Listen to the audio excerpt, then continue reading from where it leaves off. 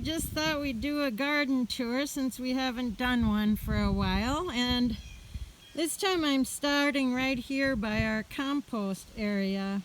So on this first pile right here we have cured manure, dry manure, and then in this compost bin is where we compost fish guts and table waste and some grass, cut grass during the summer.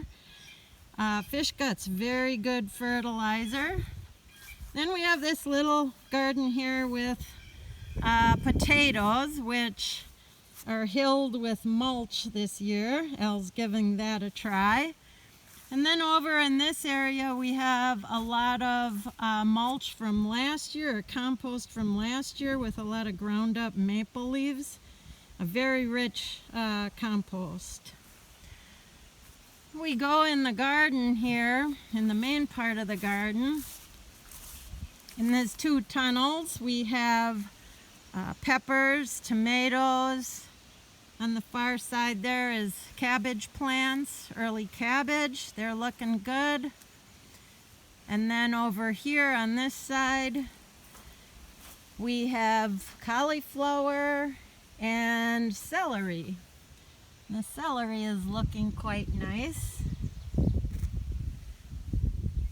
Then here we have rows of peppers and tomatoes that are coming up and going good. A couple eggplant you'll see in there. And then on the other side here we have flowers, which attract a lot of bees to this garden in the summer. On the far side there, underneath the owl decoy, well, not a decoy, it scares things away, are grapevines that are starting to come into their own. This year we're trying the Casa kohlrabi, see how they taste, and we've never grown them before. And a lot of cucumbers, and again flowers and tomatoes. I'll just mulch this bed with clippings to keep the moisture in. Weeds down. Weeds down, as he says. Here we have lettuce and more kohlrabi, and then down in that bed we have corn. And then down there you'll see right in this area we have some garlic. And coming back, here we have our peas are coming along real nice.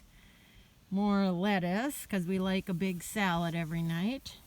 So Al, I was wondering if you could demonstrate for them how you plant the tomato plants up here in the North Woods.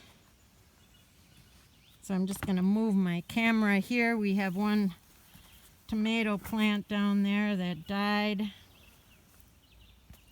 And Al will show you how we plant tomatoes.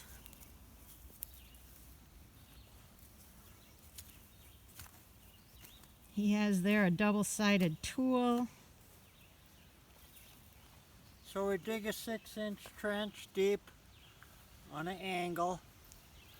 We're going to line it with good composted manure.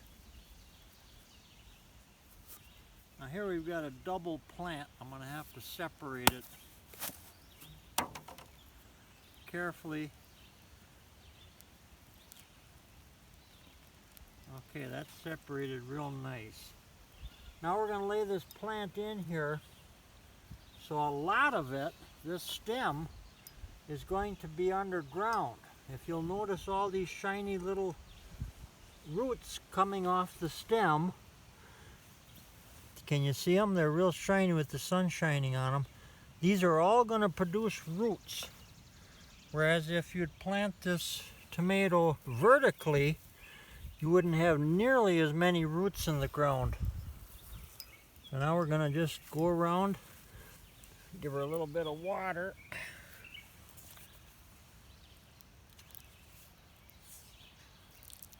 Water's not turned on. Somebody forgot to turn the water on. Well, they're still getting a little bit. I would give each one of these about a half a quart.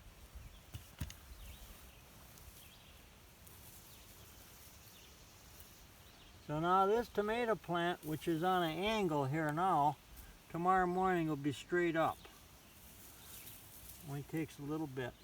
And why is it better to plant them horizontal? Because the roots are near the surface where the ground is a lot warmer. So this is the northern method of planting tomatoes. If you're down southern Wisconsin, you can plant them vertically because the ground warms up a lot quicker down there. So here we're taking every bit of advantage we can of the warm surface soil. Okay. Any other words of wisdom? Well, now we've got about 60 days before these tomatoes are going to yield. Today is about the 10th of June, so we're looking at middle August. Okay, thanks. Okay. There's the rest of the row of tomatoes. And I'll just run through this.